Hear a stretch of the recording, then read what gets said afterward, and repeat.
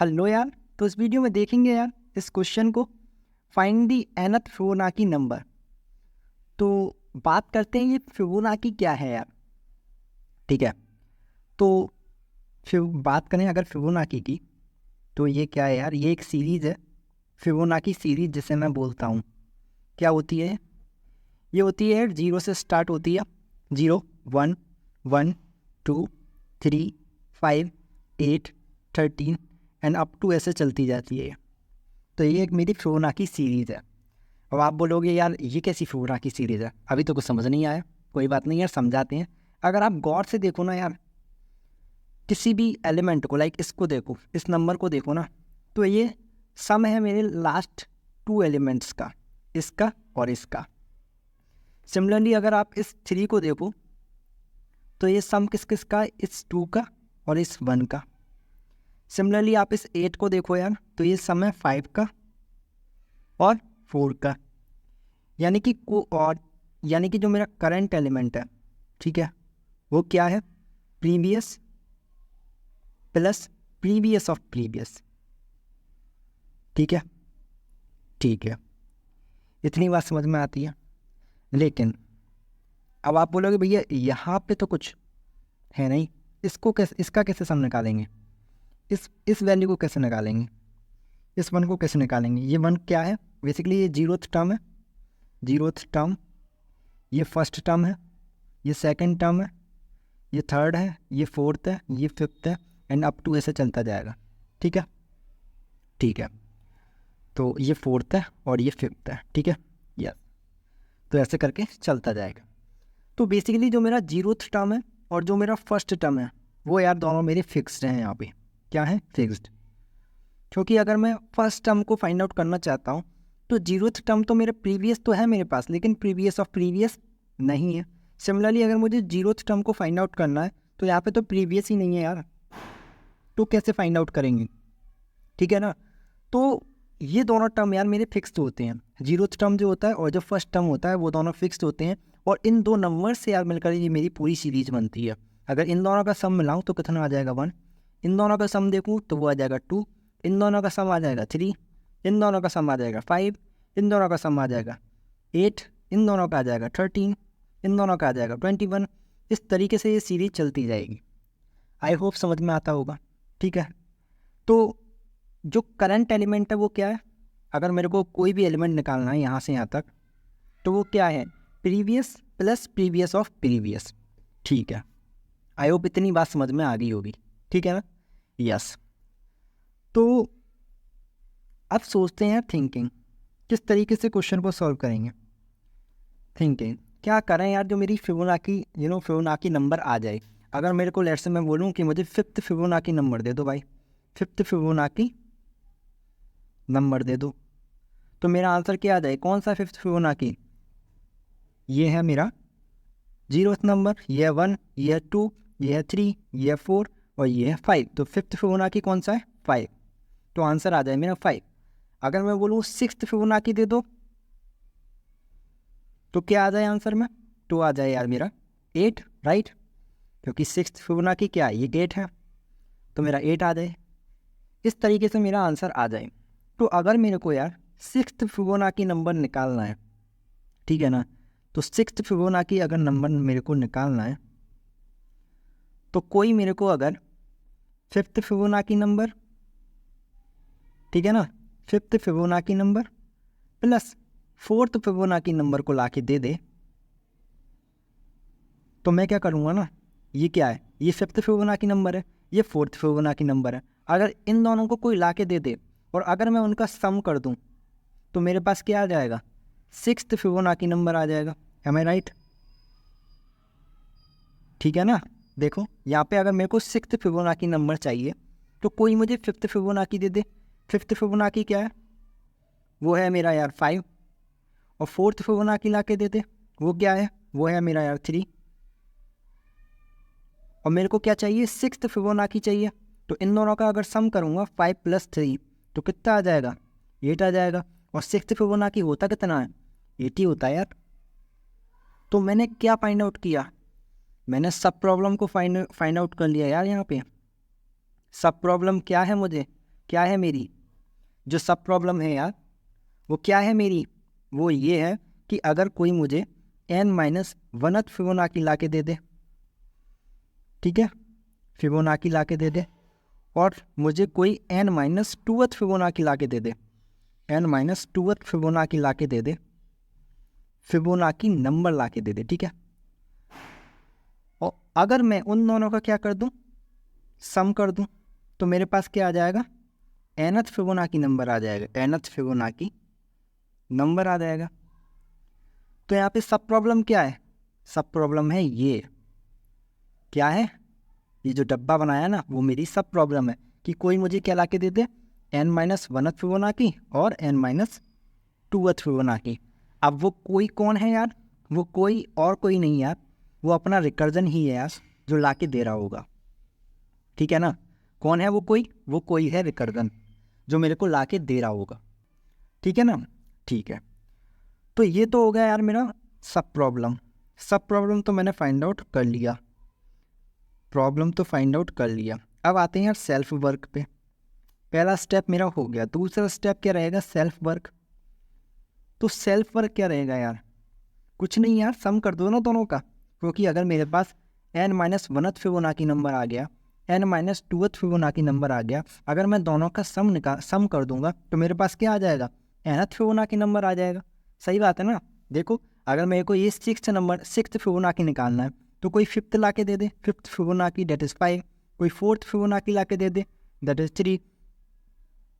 और अगर मैं दोनों का सम कर दूं तो कितना आ जाएगा, 8 आ जाएगा। और जो 8 है वो क्या है बेसिकली, वो है सिक्स्थ फिबोनाची नंबर। देखो सिक्स्थ फिबोनाची नंबर, ठीक है ना, ठीक है यार। अगर मेरे को 7th निकालना होता तो कोई 6th ला के दे दे और कोई 5 ला के दे दे। तो सिक्स्थ फिबोनाची क्या है, 8 है, और फिफ्थ फिबोनाची क्या है, वो 5 है। तो दोनों को अगर ऐड कर दूंगा तो क्या आ जाएगा, 13 आ जाएगा। और 13 क्या है, 7th फिबोनाची नंबर है यार। आई होप समझ में आती होगी बात।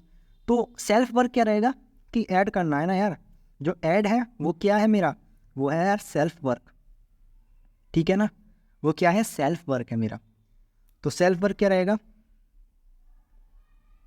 सम कर दो भाई, सम कर दोगे तो मेरा क्या आ जाएगा, nth फिबोनाची नंबर आ जाएगा, ठीक है ना, ठीक है। अब जो तीसरी कंडीशन आती है वो क्या होती है यार, वो होती है बेस कंडीशन। थर्ड स्टेप जो आता है सॉरी, वो होता है मेरा बेस कंडीशन, इसको मैं हॉल्टिंग कंडीशन भी बोलता हूँ, ठीक है। तो बेस कंडीशन क्या रहेगी यार, अब मैंने बोला था यार आपसे, कोई भी फिबोनाची यार हो उसमें जो 0th टर्म है और जो फर्स्ट टर्म है वो दोनों फिक्स्ड रहते हैं, राइट, वो दोनों क्या रहते हैं, फिक्स्ड रहते हैं, फिक्स्ड रहते हैं, ठीक है ना। तो अगर कोई मेरे से पूछे यार 0th फिबोनाची बता दे, 0th फिबोनाची नंबर बता दे, ठीक है, फिबोनाची नंबर बता दे, तो मैं उसको क्या बताऊंगा, डेफिनेटली बोलूँगा भाई 0th फिबोनाची नंबर कितना होता है, 0 होता है, ठीक है ना, ठीक है यार। क्योंकि मैं निकाल तो नहीं सकता ना इसको, क्योंकि इसका ना तो प्रीवियस है और ना ही प्रीवियस ऑफ प्रीवियस है, तो नहीं निकाल सकता, राइट। तो अगर मेरे पास मेरे पास n का वैल्यू 0 है ना, कोई मेरे से पूछ रहा भाई 0th फिबोनाची नंबर बता दे, तो मैं क्या करूँगा, रिटर्न कर दूंगा 0 को, ठीक है ना, ठीक है। सिमिलरली अगर मेरे से कोई पूछे यार मेरे को फर्स्ट फिबोनाची नंबर बता दे, तो मैं निकाल तो नहीं पाऊंगा ना उसे, क्योंकि मेरे पास प्रीवियस तो है लेकिन प्रीवियस ऑफ प्रीवियस नहीं है, राइट। जब प्रीवियस ऑफ प्रीवियस नहीं है तो यहाँ पे मैं क्या करूँगा, इफ़ मेरा n = 1 है ना, तो भी मैं क्या करूँ, रिटर्न कर दूँ 1 को। अगर मेरे से कोई पूछ रहा है तो मुझे फर्स्ट फिबोनाची ला के दे दे, तो फर्स्ट फिबोनाची मैं नहीं निकाल सकता तो क्या करूँगा, बेस कंडीशन में डालूंगा, बेस कंडीशन में डाल दिया तो इफ़ मेरा अगर n = 1 है ना, तो मैं क्या करूँ, रिटर्न कर दूँ अपने 1 को, क्योंकि फर्स्ट फिबोनाची क्या है, 1 है, 0th फिबोनाची क्या है, 0 है। तो इस तरीके से ये मेरी बेस कंडीशन हो जाएगी, ठीक है। अब बेस कंडीशन आ गई मेरे पास, ठीक है, सब प्रॉब्लम आ गई मेरे पास, हाँ आ गई, सेल्फ वर्क आ गया मेरे पास, आ गया यार। अब क्या रह गया, कुछ नहीं यार, कोड लिखना अब तो बस हो गया काम, इतना ही काम था बस। आई होप समझ में आया होगा। तो कोड लिखते हैं यार, ठीक है, ठीक है यार। तो कोड लिखें यार अगर, तो यहाँ पे मेरे पास क्या चीज़ें होंगी, एक फंक्शन होगा, ठीक है, जहाँ पे मेरे को एक इंट n मिल रहा होगा, एक n नंबर मिल रहा होगा कि nth वैल्यू को बता दो फिबोनाची की, ठीक है, ठीक है, nth टर्म को बता दो मेरे को। तो यहाँ पे क्या करूँगा ना मैं, सबसे पहले बेस कंडीशन आएगी यार, बेस कंडीशन।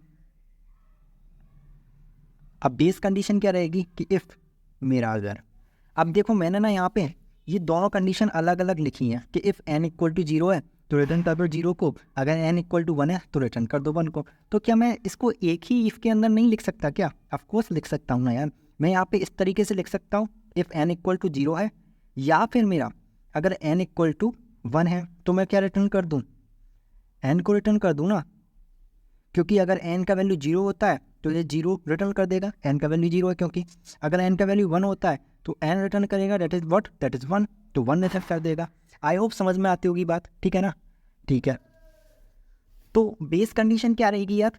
बेस कंडीशन बहुत सिंपल है यार कि इफ़ मेरा n इक्वल टू अगर 0 है या फिर मेरा n इक्वल टू 1 है, अगर ऐसा है तो मैं क्या करूँ, सिंपली रिटर्न कर दूँ अपने n को, राइट?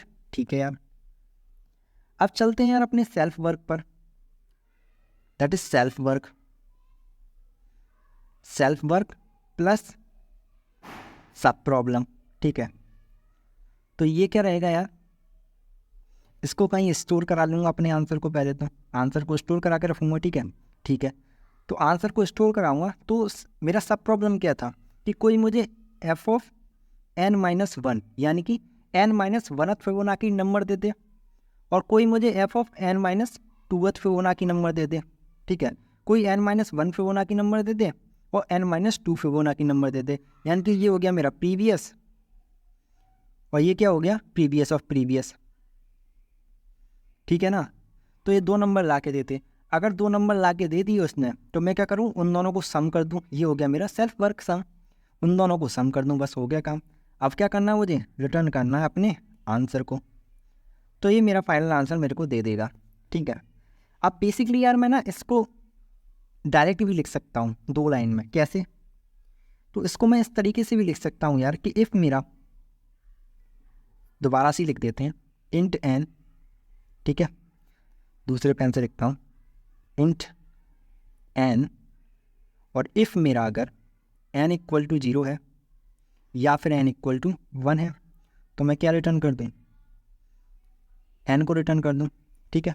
ठीक है, और यहाँ पे डायरेक्ट मैं रिटर्न भी कर सकता हूँ यार इस नंबर को स्टोर किए बिना, ठीक है, क्योंकि ये डायरेक्ट रिटर्न भी कर सकते हैं हम। कैसे रिटर्न करेंगे कि डायरेक्ट मैं यहाँ पे लिख दूँ एफ ऑफ n-1, अब मैं उस नंबर को स्टोर नहीं करा रहा कहीं, ठीक है, प्लस एफ ऑफ n-2, तो ये भी मेरे को यार सही आंसर ला के दे देगा। आई होप बात समझ में आती होगी मैंने क्या किया है, ठीक है। मैंने इस बार इसको स्टोर नहीं कराया, मैंने डायरेक्ट ही रिटर्न किया है, ठीक है। तो आपका ये 2 लाइन में, लाइन 1 और ये लाइन 2, 2 लाइन में यार आंसर आ जाएगा, ठीक है ना। आई होप बात समझ में आती होगी, ठीक है यार। तो अब बात करते हैं यार the main thing of this question, वो है यार रिकर्सिव ट्री, ठीक है।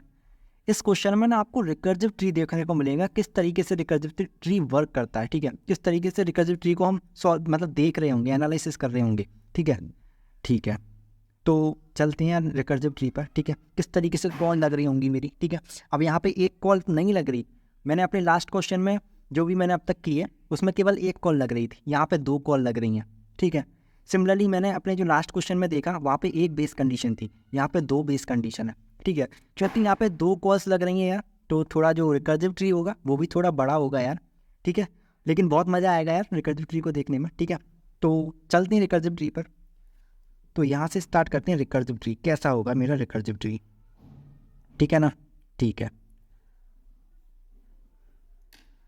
तो मैं स्टार्ट कर रहा हूँ यार अपने एफ ऑफ 5 से, ठीक है। ठीक है, तो एफ ऑफ 5 देखो किसको कॉल लगा रहा है, एफ ऑफ 5 लगा रहा है एफ ऑफ n-1 यानी कि 4 को, एफ ऑफ n-2, लेट से मैंने n का वैल्यू 5 ले लिया अभी, ठीक है। ठीक है, तो एफ ऑफ n किसको कॉल लगा रहा है, एफ ऑफ n-1 को कॉल लगा रहा है और एफ ऑफ n-2 को कॉल लगा रहा है, ठीक है। तो अगर मैंने एफ ऑफ 5 को कॉल किया तो ये किस को कॉल लगाएगा, या तो ये एफ ऑफ 4 को कॉल लगाएगा और एफ ऑफ 3 को भी कॉल लगाएगा। सिमिलरली अगर एफ ऑफ 4 यहाँ पे आया तो ये किस को कॉल लगाएगा, ये कॉल लगाएगा एफ ऑफ 3 को और एफ ऑफ 2 को, ठीक है। सिमिलरली ये किस को कॉल लगाएगा, एफ ऑफ 2 को और एफ ऑफ 1 को, ये किस को लगाएगा, एफ ऑफ 1 को और एफ ऑफ 0 को, ये किस किस को लगाएगा, एफ ऑफ 2 को और एफ ऑफ 1 को, ठीक है ना। ये किस किस को लगाएगा, एफ ऑफ 1 को लगाएगा या फिर एफ ऑफ 0 को लगाएगा, ठीक है ना। ये किस किस को लगाएगा, ये एफ ऑफ इसी को नहीं लगाएगा, इसलिए बेस कंडीशन है, ठीक है। यस, तो इस तरीके से मेरा ट्री आ जाएगा कि जो मेरा एफ ऑफ 5 है वो 4 को भी कॉल लगाता है और 3 को भी कॉल लगाता है, क्योंकि n-1 के लिए भी कॉल लगा रहा है, देखो वो n-2 के लिए भी कॉल लगा रहा है। n-1 किया तो 4 हो गया, एफ ऑफ 4 के लिए कॉल लगी, n-2 किया तो इस सब 3 के लिए कॉल लगी, ठीक है ना। सिमिलरली एफ ऑफ 4 के लिए कॉल लगाई तो एफ ऑफ 3 आएगा और एफ ऑफ 2 आएगा, एफ ऑफ 3 के लिए कॉल लगाई तो एफ ऑफ 2 आएगा, एफ ऑफ 3 ने कॉल लगाई तो एफ ऑफ 2 आएगा और एफ ऑफ 1 आएगा। सिमिलरली एफ ऑफ 3 ने यहाँ पे कॉल लगाई तो एफ ऑफ 2 आएगा और एफ ऑफ 1 के लिए कॉल लगी, ठीक है। तो इस तरीके से मेरी कॉल लग रही हैं, ठीक है। अब ये एफ ऑफ 2 जब आया तो ये किस किस को कॉल लगाएगा, एफ ऑफ 1 को कॉल लगाएगा और एफ ऑफ 0 को कॉल लगाएगा, बस हो गया काम।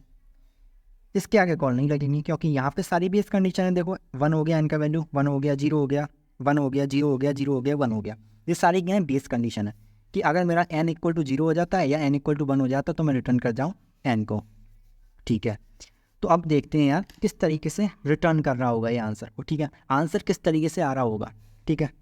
तो फर्स्ट ऑफ ऑल मैंने क्या किया ना यार, देखो मैंने एफ ऑफ 1, मेरा एफ ऑफ 1 यहाँ है, ठीक है।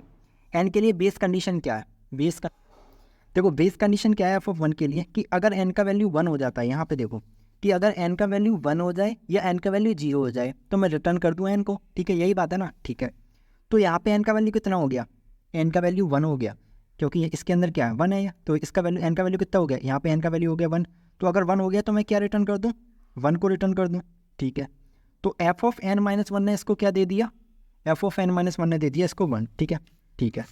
अब एफ ऑफ 0 क्या देता है, अगर n का वैल्यू 0 है तो मैं रिटर्न कर दूँ n को, यानी कि n का वैल्यू अगर 0 है तो रिटर्न कर दूँ 0 को, तो ये क्या करेगा, ये भी रिटर्न करेगा किसको, 0 को, इसने भी 0 को रिटर्न कर दिया, ठीक है, ठीक है। उसके बाद मुझे क्या करना है, जो एफ ऑफ n-1 से आंसर आया और जो एफ ऑफ n-2 से आंसर आया उन दोनों को क्या करना है, ऐड करना है, ठीक है ना। तो एफ ऑफ 1 से क्या आया, 1 आया, एफ ऑफ 2 से क्या आया, n-2 से क्या आया, डेट इज 0 आया, तो मैं क्या करूँ, यहाँ पे इन दोनों को ऐड कर दूँ तो कितना हो जाएगा, 1 हो जाएगा। अब जो एफ ऑफ 2 है ना वो रिटर्न करेगा एफ ऑफ 3 को, क्योंकि एफ ऑफ 3 ने इसको कॉल लगाई थी, ठीक है, ठीक है। तो एफ ऑफ 3 को रिटर्न करेगा ये क्या, 1 रिटर्न करेगा। सिमिलरली अब यहाँ से देखूँ एफ ऑफ 1 के लिए तो एफ ऑफ 1 एक बेस कंडीशन है, यहाँ से कितना रिटर्न होगा, 1 रिटर्न होगा, तो ये क्या रिटर्न करेगा, 1 करेगा। अब 1 + 1 एफ ऑफ 2 से यहाँ से क्या आया, एफ ऑफ n-1 से क्या आया, 1 आया, एफ ऑफ n-2 से क्या आया, दैट इज़ 1 आया, तो 1 + 1 कितना हो जाएगा, 2 हो जाएगा, ठीक है ना। मैं दोनों को ऐड करूँगा तो 2 हो जाएगा ना, यहाँ पे देखो F of n-1 plus F of n-2, ठीक है, दोनों को ऐड करना है, तो एफ ऑफ n-1 यानी कि 3-1 से क्या आया, 1 आया, और एफ ऑफ 3-2 से क्या आया, दैट इज़ 1, तो 1 + 1 कितना हो गया, 2 हो गया। अब ये किसको रिटर्न करेगा, जिसने कॉल लगाई, इसे किसने लगाई, 4 ने लगाई थी ना, इसे कॉल 4 ने लगाई थी, तो ये रिटर्न करेगा 4 को, क्या रिटर्न करेगा, 2 रिटर्न करेगा, ठीक है ना। ये क्या रिटर्न करेगा, ये रिटर्न करेगा 2, ठीक है, ठीक है। अब बात करते हैं इस एफ ऑफ 2 की, ठीक है। तो यहाँ पे एफ ऑफ 1 है और यहाँ पे एफ ऑफ 0 है, दोनों ही बेस कंडीशन हैं, ठीक है। एफ ऑफ 0 क्या रिटर्न करेगा, 0 रिटर्न करेगा, एफ ऑफ 1 क्या करेगा, यहाँ पे 1 रिटर्न करेगा, ठीक है ना। अब 1 + 0 कितना हो जाएगा, 1 हो जाएगा, तो ये कितना रिटर्न करेगा, एफ ऑफ 2 रिटर्न करेगा 1, किसको रिटर्न करेगा, जिसने इसको कॉल लगाई, किसने कॉल लगाई, एफ ऑफ 4 ने कॉल लगाई, एफ ऑफ 4 ने कॉल लगाई, तो ये आ गया मेरा 2 और F of that is n-2 कितना आ गया, दैट इज़ 1, तो 2 + 1 कितना हो जाएगा, 3 हो जाएगा। तो ये किसको रिटर्न करेगा, जिसने इसको कॉल लगाई, किसने कॉल लगाई, इसे एफ ऑफ 5 ने कॉल लगाई, तो ये रिटर्न करेगा एफ ऑफ 5 को, क्या रिटर्न करेगा, 2 + 1 दैट इज़ 3, ठीक है ना, ठीक है। आई होप बात समझ में आ गई होगी, ठीक है ना, ठीक है। अब आते हैं यहाँ पे, तो स्टार्ट करते हैं यहाँ से, ये एफ ऑफ 1 है, यहाँ पे एफ ऑफ 0 है, ये एफ ऑफ 1 पे क्या रिटर्न करता हूँ मैं, 1 रिटर्न करता हूँ, एफ ऑफ 0 पे क्या रिटर्न करता हूँ, 0 रिटर्न करता हूँ, 0 + 1 कितना हो जाएगा, 1, तो एफ ऑफ 2 क्या रिटर्न करेगा, 1, किसको करेगा, एफ ऑफ 3 को रिटर्न करेगा, क्या रिटर्न करेगा, 1, ठीक है। अब एफ ऑफ 1 क्या है, बेस कंडीशन है, यहाँ पे क्या होगा, रिटर्न करेगा ये 1 रिटर्न करेगा ना, क्योंकि n की वैल्यू क्या है, 1 है, तो रिटर्न क्या करेगा, 1 रिटर्न करेगा, ठीक है, ठीक है यार। अब 1 + 1 कितना हो जाएगा, 2 हो जाएगा, 2 हो जाएगा, तो ये रिटर्न क्या करेगा, 2 किसको करेगा, जिसने इसको कॉल लगाई, किसने कॉल लगाई, एफ ऑफ 5 ने, तो इसको रिटर्न करेगा 2, अब 2 रिटर्न करेगा तो 3 + 2 कितना हो जाएगा, 3 + 2 = 5 हो जाएगा। यानी कि जो फिफ्थ फिबोनाची नंबर है मेरे पास वो कितना है, वो है मेरे पास 5। यहाँ के देखो कितना है, 0 1 2 3 4 5। फिफ्थ फिबोनाची नंबर कितना है, 5। आंसर कितना आया, 5। आई होप बात समझ में आती होगी किस तरीके से चीज़ें वर्क कर रही हैं। तो यहाँ पे क्योंकि 2 कॉल्स लग रही हैं तो इसलिए थोड़ा ट्री जो है यार मेरा बड़ा बना है, ठीक है ना, ठीक है। तो इसलिए मैंने यार आपसे लास्ट लेक्चर में बोला था कि जब कभी यार मुझे क्वेश्चन को एनालिसिस करना होता है तो मैं ट्री का यूज़ करता हूँ इंस्टीड ऑफ कॉल स्टैक। अगर मैं इसमें ना कॉल स्टैक का यूज़ करूँगा ना तो बहुत लंबा हो जाएगा यार, लेकिन कोई बात नहीं, ट्राई रन जरूर करके देखेंगे कॉल स्टैक से भी। अब चलते हैं कॉल स्टैक पर, ठीक है। ये तो समझ में आ गया होगा क्या हो रहा है बेसिकली। f(5) कितने को कॉल लगा रहा है, f(4) को, f(3) को। हर बार 2 कॉल लग रही हैं मेरी, f(n-1) के लिए एक और f(n-2) के लिए, ठीक है। 2 कॉल्स लग रही हैं मेरे पास, ठीक है ना, हाँ। तो इस तरीके से चीज़ें यार मेरी वर्क कर रही हैं। आई होप समझ में आ गया होगा। अब चलते हैं यार कॉल स्टैक पर, एक बार ड्राई रन करके देखते हैं, ठीक है, किस तरीके से कॉल स्टैक में ये चीज़ें किस तरीके से फंक्शन कॉल लगा रहा है, ठीक है, ठीक है। तो चलते हैं यार कॉल स्टैक पर।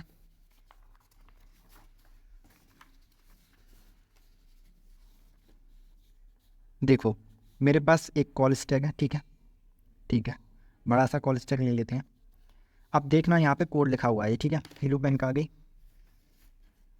तो यहाँ पे ये कोड लिखा हुआ है, ठीक है, इस कोड को देखते चलना, ठीक है। मेरे पास n का वैल्यू मैं लेके चल रहा हूँ, लेट से ज़्यादा बड़ा नहीं लेते हैं यार, नहीं तो बहुत बड़ा जो आंसर आएगा। लेट से n का वैल्यू 4 ले लेते हैं, ठीक है, ठीक है। तो फोर्थ फिबोनाची क्या होता है नंबर, उसको भी देख लेते हैं यहाँ पे। फोर्थ फिबोनाची यार मेरा 3, ठीक है। फोर्थ फिबोनाची कितना है, 3।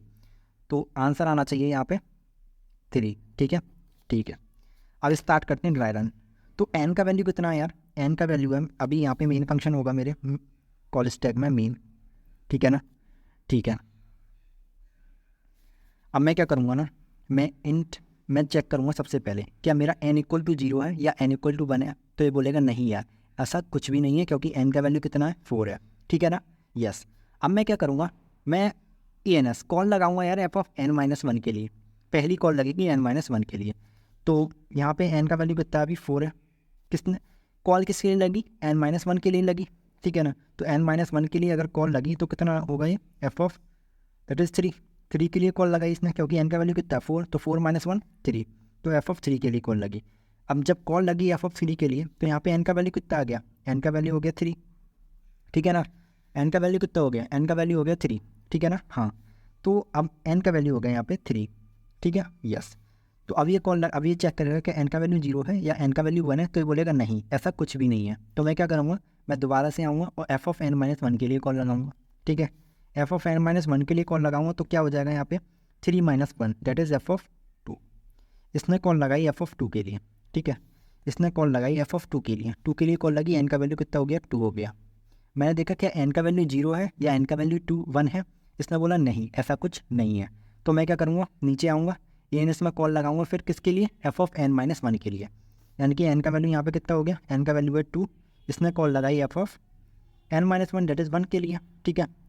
अब जब कॉल लगी तो n यहाँ पे वो कितना हो गया, 1 हो गया, n का वैल्यू 1 हो गया।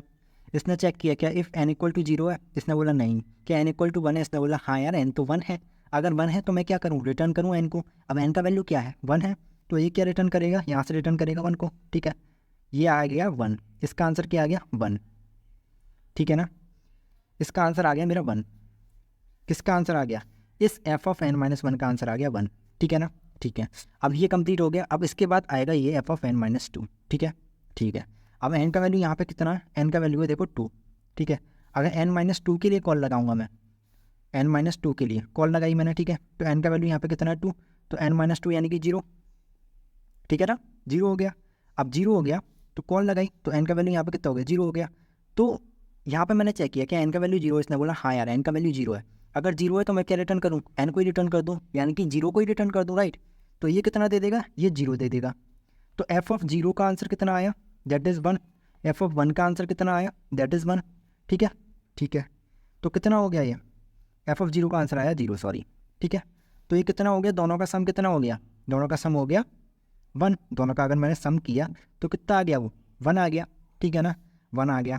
तो अब ये किसको रिटर्न करेगा, अब मैंने क्या किया, ए एन एस आ गया मेरा 1, तो मैंने रिटर्न कर दिया ए एन एस को, ठीक है। जब रिटर्न कर दिया ए एन एस को, तो ये किसको रिटर्न होगा, ये जो 1 आया किसको रिटर्न होगा, इस फंक्शन को रिटर्न होगा ना, क्योंकि इसी ने तो कॉल लगाई थी इसे, तो ये रिटर्न होगा इसको। तो एफ ऑफ जो 2 है उसका आंसर आ गया मेरा 1, ठीक है, ठीक है, जब एन का वैल्यू 3 था, ठीक है। अब एफ ऑफ एन माइनस 1 के लिए कॉल लगी थी, ये तो एन माइनस 1 के लिए कॉल लगी थी, तो इसका वैल्यू कितना आ गया, 1 आ गया, ठीक है ना, इसका वैल्यू 1 आ गया। तो अब मैं क्या करूँगा, एफ ऑफ एन माइनस 2 के लिए कॉल लगाऊंगा, एन माइनस 2 के लिए, ठीक है। तो एफ ऑफ एन माइनस 2 कितना हो जाएगा यहाँ पे, एन का वैल्यू कितना 3, यानी कि एफ ऑफ 1 के लिए कॉल लगाऊंगा, ठीक है, एफ ऑफ 1 के लिए कॉल लगाऊंगा, इसका वैल्यू हो गया। अब एफ ऑफ 1 के लिए 3 माइनस 2 यानी कि 1 के लिए कॉल लगाऊंगा। अब ये तो मेरी बेस कंडीशन है, मैं ऊपर गया, एन का वैल्यू कितना 1, मैंने चेक किया कि एन का वैल्यू 0 है, इसने बोला नहीं, मैंने बोला एन का वैल्यू 1 है, इसने बोला हाँ यार एन का वैल्यू 1 है। तो मैं क्या करूँ, मैं रिटर्न कर जाऊँ किसको, 1 को, एन को, एन का वैल्यू क्या है यहाँ पे 1 है, तो ये क्या रिटर्न करेगा 1। अब एफ ऑफ 2 का वैल्यू आया 1, एफ ऑफ 1 का वैल्यू आया 1, ठीक है, जब एन इक्वल टू क्या था 3 था, तो ये इन दोनों को अगर मैं सम कर दूंगा तो कितना आ जाएगा, 2 आ जाएगा, ठीक है ना, इन दोनों का सम ही तो कर रहा हूँ यहाँ पे, 2 आ गया। तो ए एन एस का वैल्यू यहाँ पे कितना हो गया, ए एन एस का वैल्यू आ गया यहाँ पे 2, राइट। तो अब मैं क्या करूँगा, रिटर्न करूँगा अपने ए एन एस को। अब ये किसको रिटर्न करेगा, ये रिटर्न करेगा मेरे एफ ऑफ 3 को, क्योंकि इसी ने तो कॉल लगाई थी इसे एफ ऑफ 2 को, तो ये रिटर्न करेगा यहाँ पे, राइट, ठीक है यार। तो यहाँ पे एन का वैल्यू कितना है, एन का वैल्यू है 4, और मेरा एफ ऑफ 3 का वैल्यू कितना आ गया, क्योंकि इसने इसको रिटर्न किया एफ ऑफ 3 को, तो एफ ऑफ 3 का वैल्यू कितना है, ये एन एस यानी कि 2, एफ ऑफ 3 का वैल्यू आया 2, ठीक है ना। तो मैंने एन माइनस 1 के लिए तो कॉल लगा दी, जब मेरा एन इक्वल टू क्या था 4 था, तो एफ ऑफ 3 के लिए कॉल तो लगा दी, लेकिन अब बारी किसकी आई, एफ ऑफ एन माइनस 2 यानी कि एफ ऑफ 2 की, ठीक है। तो अब कॉल लगेगी एफ ऑफ 2 के लिए, ठीक है ना। तो ये कॉल लगाएगा किसके लिए, एफ ऑफ 2 के लिए। तो यहाँ पे एक और कॉल स्टैक बना लेते हैं, नहीं तो गड़बड़ हो जाएगी यार, ठीक है, कुछ समझ नहीं आएगा। तो यहाँ पे मेरा मेन फंक्शन है, यहाँ पे एन का वैल्यू कितना है 4 है।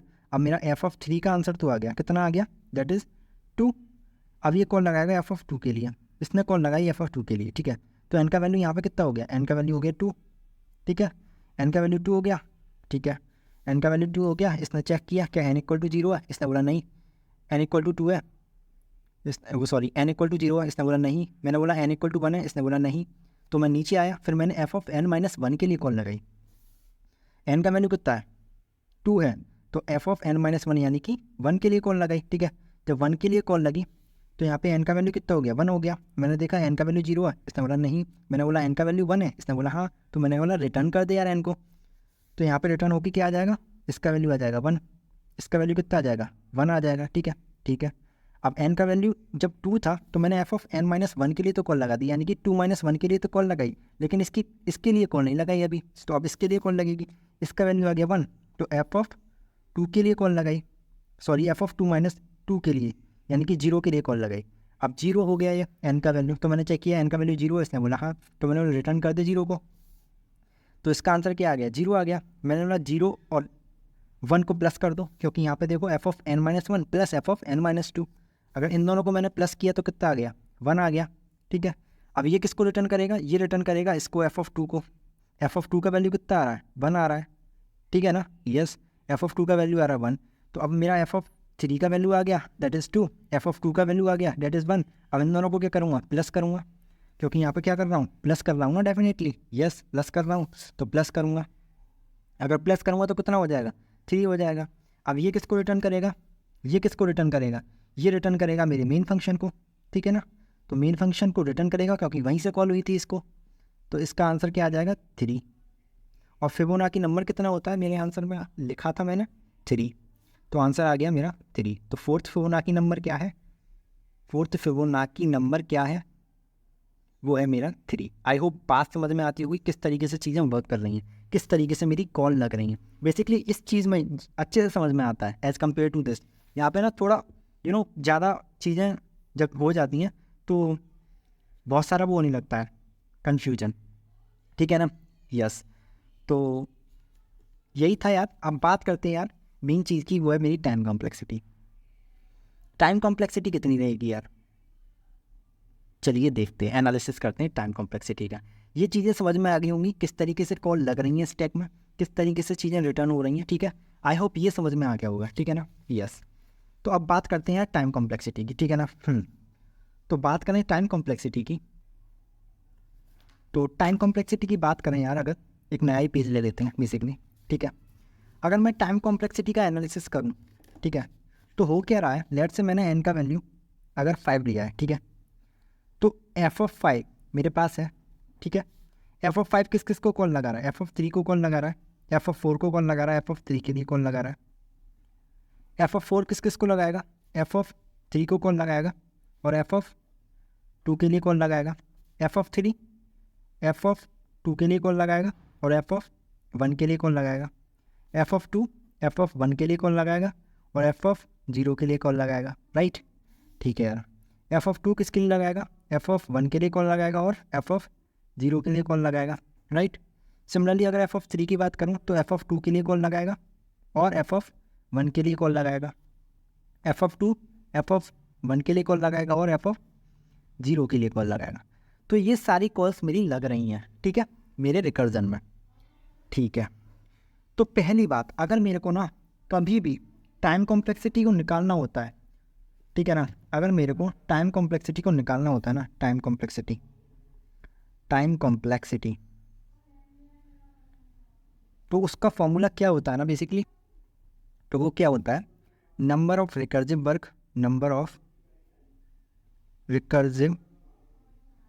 Work into time taken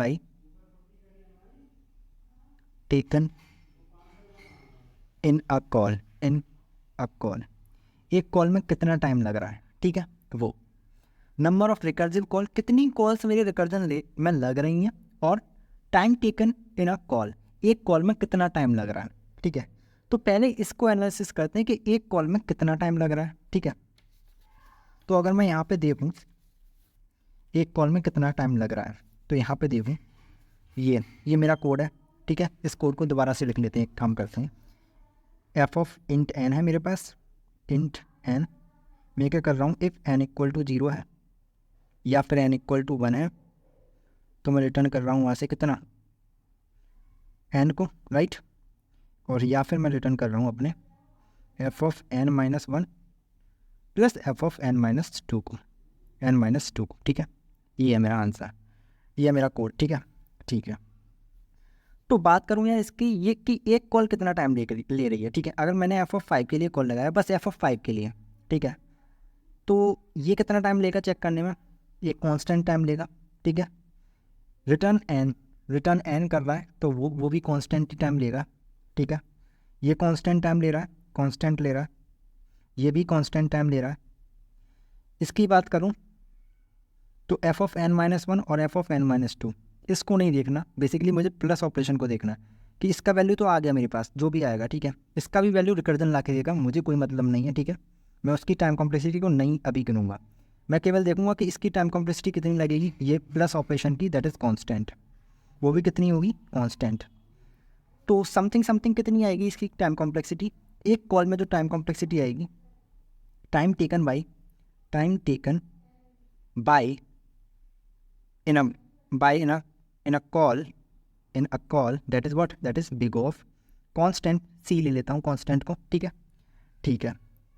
c is here what, that is constant time आएगा, ठीक है, ठीक है, कांस्टेंट टाइम ले रहा है, इतनी बात समझ में आती है। तो इसका तो टाइम मैंने निकाल लिया भाई, टाइम टेकन बाई 1 कॉल, एक कॉल में मेरी कितनी टाइम कॉम्प्लेक्सिटी आ रही है, एक कांस्टेंट टाइम आ रहा है, ठीक है, ठीक है। अब बात करते हैं यार नंबर ऑफ रिकर्सिव कॉल्स, ठीक है ना, नंबर ऑफ रिकर्सिव कॉल्स, कितनी कॉल लग रही है मेरी रिकर्जन में, अब ये देखना है मेरे को, ठीक है ना, ठीक है। तो अगर मैं अपने रिकर्सिव ट्री को देखूँ, यहाँ पे ये मेरा रिकर्सिव ट्री है, ठीक है, ठीक है। तो f(5) पर कितनी कॉल लग रही है, एक ही कॉल लग रही है, यहाँ पे एक कॉल लग रही है, यहाँ पे ये लेवल कितने हैं, ठीक है, मैं लेवल को काउंट करूँगा, ये फर्स्ट लेवल है, ये सेकंड लेवल है, ये थर्ड लेवल है, ये फोर्थ लेवल है, ये फिफ्थ लेवल है। तो बेसिकली लेवल उतने ही आएंगे जितना मेरा n का वैल्यू है, ठीक है। अगर 6 लेवल होते तो 6 ही आते यहाँ पे लेवल, ठीक है। अगर n की वैल्यू 6 होती तो 6 लेवल आते, n की वैल्यू 7 होती तो 7 लेवल आती, ठीक है, ठीक है। तो कितने लेवल हैं अभी यहाँ पे, 5 लेवल है, ठीक है, ठीक है। फर्स्ट लेवल पे कितनी कॉल लग रही है? एक कॉल लग रही है। सेकंड लेवल पे कितनी कॉल लग रही है? दो कॉल लग रही है। थर्ड लेवल पे देखूँ तो कितनी कॉल लग रही हैं? एक, दो, तीन, चार, चार कॉल्स लग रही हैं थर्ड लेवल पर। यहाँ पे चार कॉल लग रही हैं, यहाँ पे दो कॉल लग रही हैं, यहाँ पे एक कॉल लग रही है। और फोर्थ लेवल पे देखूँ तो एक, दो, तीन, चार, पाँच, छः, और यहाँ पे भी कॉल मैं ले लेता हूँ, ठीक है। लेट से दो कॉल लगेंगी यहाँ पे, ठीक है। तो टोटल कॉल कितनी हो जाएंगी? 8। यहाँ पे 8 कॉल लगेंगी, ठीक है। सिमिलरली अगर फिफ्थ लेवल पे देखूँ तो एक, दो, लेट से यहाँ पे भी कॉल लग रही हैं ये, ठीक है। अगर यहाँ पे भी कॉल लग रही होती तो कितना आ जाता है? ये आ जाता मेरा 1 2 3 4 5 6 7 8 9 10 11 12 13 14 एंड 16 आ जाता, ठीक है ना। ठीक है, 16 कितना आ जाता? 16, ठीक है ना। तो पहली लेवल पे यार एक कॉल लग रही है, दूसरी लेवल पे दो कॉल लग रही हैं, तीसरी लेवल पे चार कॉल लग रही हैं, चौथी लेवल पे मेरी 8 कॉल लग रही हैं, और पाँचवीं लेवल पे मेरी 16 कॉल लग रही हैं, ठीक है। यानी कि ये देखूँ तो कहीं ना कहीं मल्टीपल ऑफ 2 है, राइट। इसको देखूँ तो ये क्या है? 2 की पावर 0 है, ये क्या है? 2 की पावर 1 है, ये क्या है? 2 की पावर 2 है, ये क्या है? 2 की पावर 3 है, ये क्या है? 2 की पावर 4 है, ठीक है। तो अगर मेरी 5 कॉल लग रही हैं, 5 कॉल लग रही हैं, मतलब n का वैल्यू अगर मेरा 5 है, n का वैल्यू अगर मेरा 5 है, ठीक है ना। तो रिकर्सिव कॉल कितनी लग रही हैं? 2 की पावर n माइनस 1 तक लग रही है ना, 16। 2 की पावर n माइनस 1 यानी कि n का वैल्यू कितना? 5। 2 की पावर 5 माइनस 1 यानी कि 2 की पावर 4। ये कितना आ गया? 2 की पावर 4, 16। लास्ट तक कितनी कॉल लग रही है? 16 कॉल लग रही हैं, राइट। अगर मैं इन सब का सम ले लूँ, ठीक है ना, अगर मेरा इन सब का मैं सम ले लूँ, लेट से यहाँ पे n होती मेरी कॉल, जो n है, n का वैल्यू n होता, तो कितना आ रहा होता आंसर? 2 की पावर n माइनस 1 आ रहा होता, n माइनस 1 कॉल लग रही होती, ठीक है। यानी कि शुरुआत से कॉल कितनी लग रही है? 2 की पावर 0, ठीक है, 2 की पावर 1, फिर 2 की पावर 2 लग रही है सेकंड लेवल पे, थर्ड लेवल पे, फिर 2 की पावर 3 लग रही है, फिर 2 की पावर 4 लग रही है, ऐसे डॉट डॉट डॉट करके 2 की पावर n माइनस 1 तक जा रहा है, ठीक है। अगर मैं इन सबको ऐड कर दूँ, टोटल रिकर्सिव कॉल्स को सबको ऐड कर दूँ, तो कितना आ जाएगा? ये एक GP है, ठीक है, क्या है? GP है। इसको ऐड करूँगा तो फर्स्ट टर्म कितना है मेरा? 1 प्लस कॉमन डिफरेंस कितना? यहाँ से यहाँ तक जाने में कितना कॉमन डिफरेंस है? 2 का कॉमन डिफरेंस है, 2 का कॉमन डिफरेंस है, 2 का कॉमन डिफरेंस है। तो 2 की पावर कितनी कॉल लग रही हैं? 2 की पावर कितनी कॉल लग रही हैं? n कॉल लग रही हैं, n कॉल लग रही हैं, minus 1 upon what? That is common difference, that is r, that is 2 minus 1। कितना आ जाएगा यहाँ से? तो ये टोटल कितना आ जाएगा? Basically 1 plus 1 into, sorry into होता है यहाँ पे, 1 इंटू, ये GP का फॉर्मूला है यार, और कुछ नहीं है, ठीक है। GP का फॉर्मूला है, फॉर्मूला, चलो यहाँ पे लिख भी देता हूँ। That is first term a into r की पावर n माइनस r, यहाँ पे कॉमन डिफरेंस है, अपॉन r माइनस 1, ठीक है। ये मेरा GP का फॉर्मूला है सिंपल। तो यहाँ पे देखूँ मैं तो ये कितना आ जाएगा? ये आ जाएगा 2 की पावर n माइनस 1 अपॉन 1, यानी कि 2 की पावर n माइनस 1। तो लमसम ये कितनी कॉल है? 2 की पावर n कॉल्स हैं, ठीक है ना। ठीक है, तो 2 की पावर n कॉल्स लग रही हैं मेरी टोटल मेरे रिकर्जन में। तो नंबर ऑफ कॉल कितनी आ गई मेरी? नंबर ऑफ कॉल आ गई मेरी 2 की power n। Number of call कितनी आ गई? नंबर ऑफ रिकर्सिव कॉल्स आ गई 2 की power n into time taken by each call कितना था?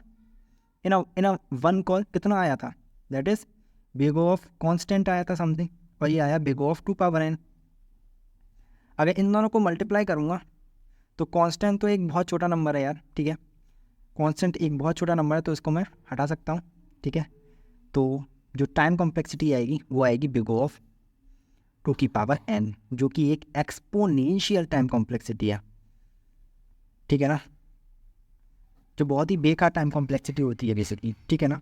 यस, तो इसकी जो टाइम कॉम्प्लेक्सिटी है, आई होप समझ में आ गया होगा, वो आ रही है big O of 2 power n। लेकिन अगर अब मैं आपसे पूछूं स्पेस कॉम्प्लेक्सिटी के बारे में, ठीक है ना, अगर मैं पूछूं स्पेस कॉम्प्लेक्सिटी के बारे में, तो बस अब ये मत बोलना कि स्पेस कॉम्प्लेक्सिटी जो आ रही होगी वो big O of 2 power n आ रही होगी, बस, क्योंकि मैंने आपको ड्राई रन करके दिखाया है यार, ठीक है ना। अभी आपको मैंने कॉलेज टेक में यहाँ पे ड्राई रन करके दिखाया था, 2 पावर n नहीं आएगी, ठीक है ना। मेरी टाइम कॉम्प्लेक्सिटी 2 पावर n आएगी, big O of 2 power n। लेकिन जो स्पेस कॉम्प्लेक्सिटी है, जब मैंने यहाँ पे देखा, यहाँ पे क्या देखा मैंने कि भाई 3 से ज़्यादा कॉल तो लगी ही नहीं, 4 से ज़्यादा कॉल, एक ही कॉल यहाँ पे भी लग गई है, 4 से ज़्यादा कॉल मेरी लगी नहीं है कहीं, यानी कि कॉल कहाँ तक लग रही है, केवल एन तक, क्योंकि मैं रिटर्न भी तो कर रहा हूँ जगह जगह पे। यहाँ से रिटर्न कर गया, फिर कॉल लगाई, फिर रिटर्न कर गया, फिर कॉल लगाई, फिर रिटर्न कर गया, फिर कॉल लगाई, फिर रिटर्न कर गया, इस तरीके से चीज़ें चल रही हैं।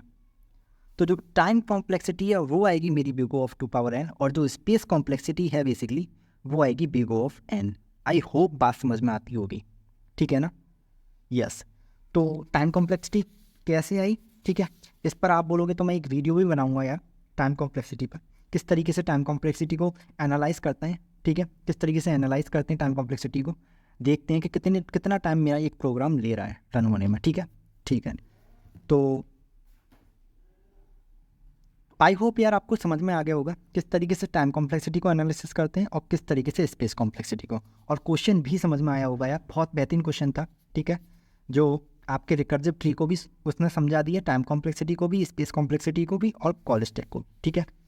तो आज के लिए यार इतना ही, और मिलते हैं नेक्स्ट वीडियो में, तब तक के लिए बाय एंड टेक केयर।